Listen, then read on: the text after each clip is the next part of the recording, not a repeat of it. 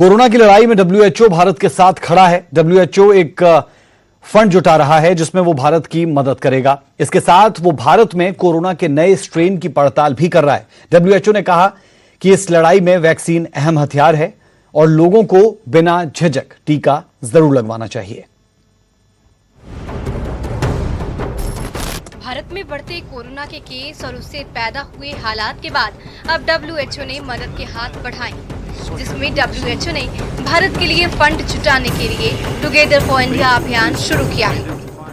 Today, the WHO Foundation is launching the Together for India appeal to raise funds to support WHO's work in India, including the purchase of oxygen, personal protective equipment and medicines.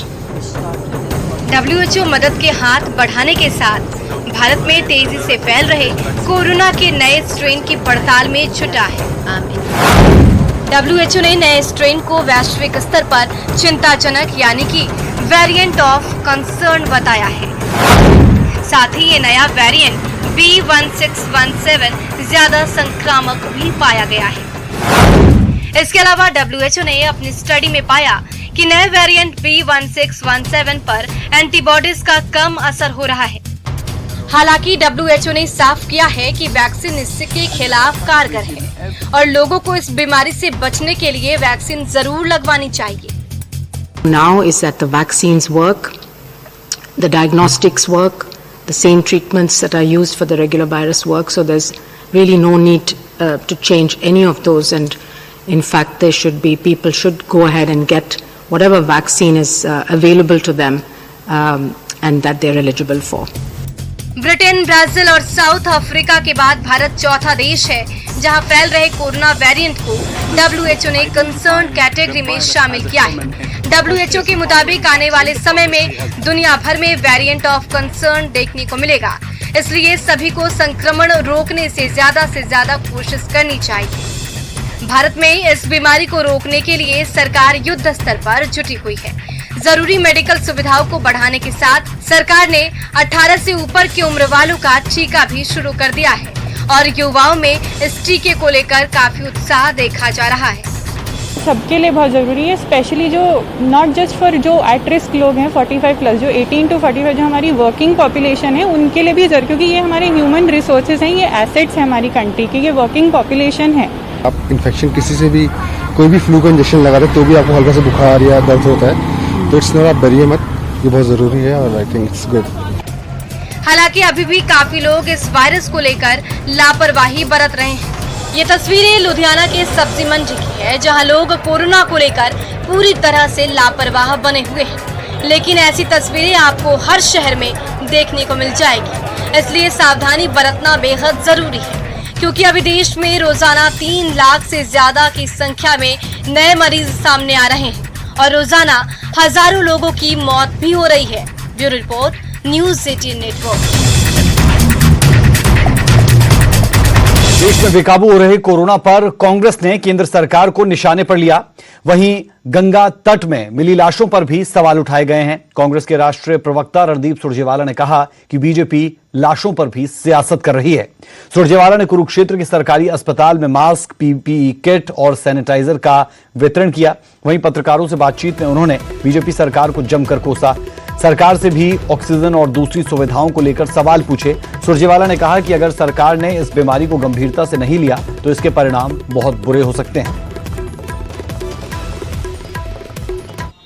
Randeep Singh Surjewala Haryana प्रदेश के अलग अलग इलाकों में निकले हुए हैं और पहले पेवा में इन्होंने जो तमाम पीपी किट है, मास्क और सैनिटाइजर वितरित किया। अब ये कुरुक्षेत्र में पहुंचे हैं और यहाँ पर कुरुक्षेत्र के सरकारी अस्पताल में मास्क के साथ साथ सैनिटाइजर, तमाम जो जरूरतमंद की सुविधाएं हैं वो दी जा रही हैं। खुद रणदीप सिंह सुरजेवाला से बात करेंगे, क्योंकि कोरोना धीरे धीरे प्रदेश में बड़ी तेजी से बढ़ रहा है। यहाँ तक कि सरकार भी मान रही है कि अब शहर से होता हुआ कोरोना केस गाँव के अंदर प्रवेश कर चुका है। सुरजेवाला साहब, काफी तेजी से बढ़ते जा रहे हैं कोरोना के केस, ना जाने कितने लोग इस दुनिया को छोड़कर जा रहे हैं। शहर हो या गांव, कोरोना की महामारी का संकट एक काल के ग्रास की तरह पूरे समाज पर छाया है।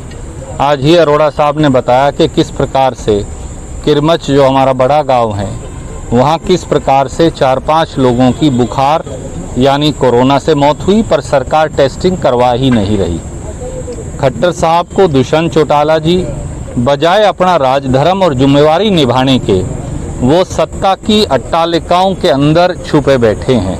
बजाय आज जनता में जाकर ऑक्सीजन उपलब्ध करवाने, आइवरमेक्टिन और रेमडेसिविर का इंजेक्शन दिलवाने, फेबिफ्लू की गोली दिलवाने, टोसिलाजोम का इंजेक्शन दिलवाने, जिंकोविट और पैरासीटामोल का इंतजाम करवाने, वेंटिलेटर का इंतजाम करवाने, अस्पताल बेड्स का इंतजाम करवाने, उनकी बजाय सरकार नदारद है, उसकी गुमशुदगी के पर्चे लगे हैं।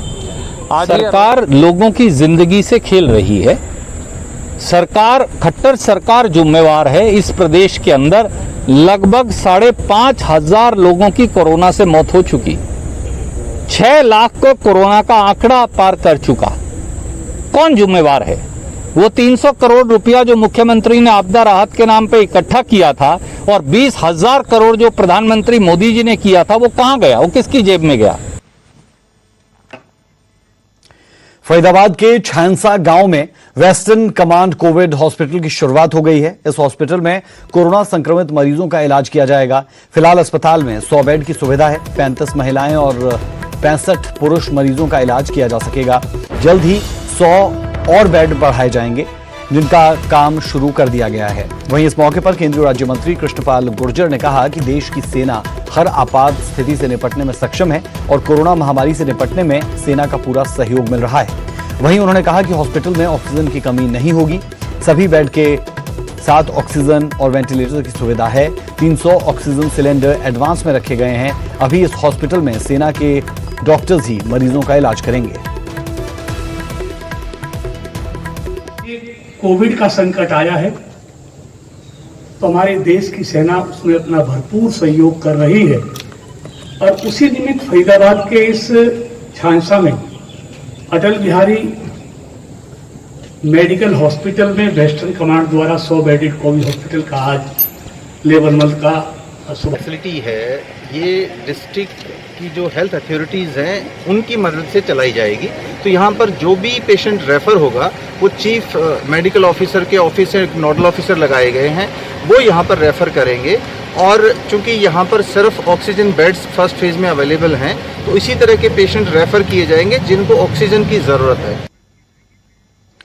खबर अंबाला से, जहां पुलिस ने एक घर से 33 खाली ऑक्सीजन सिलेंडर बरामद किए हैं। साथ ही एक शख्स को हिरासत में लिया है। वहीं इस मामले पर स्वास्थ्य मंत्री अनिल विज ने कहा कि हम जमाखोरी के मामलों के खिलाफ कार्रवाई कर रहे हैं। अब तक कम से कम 45 लोगों को गिरफ्तार किया गया है। आपदा के इस समय जमाखोरी करने वालों को बख्शा नहीं जाएगा।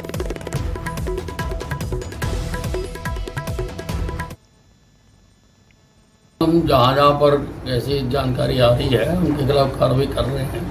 लगभग 45 लोगों को हम गिरफ्तार कर चुके हैं और हम बख्शेंगे नहीं किसी को। ऐसे समय में जो मुनाफाखोरी करने की कोशिश करेगा, चाहे वो मेडिसिन में करेगा, चाहे वो सिलेंडर में करेगा या किसी और चीज़ में करेगा, तो हम उनको बख्शेंगे नहीं।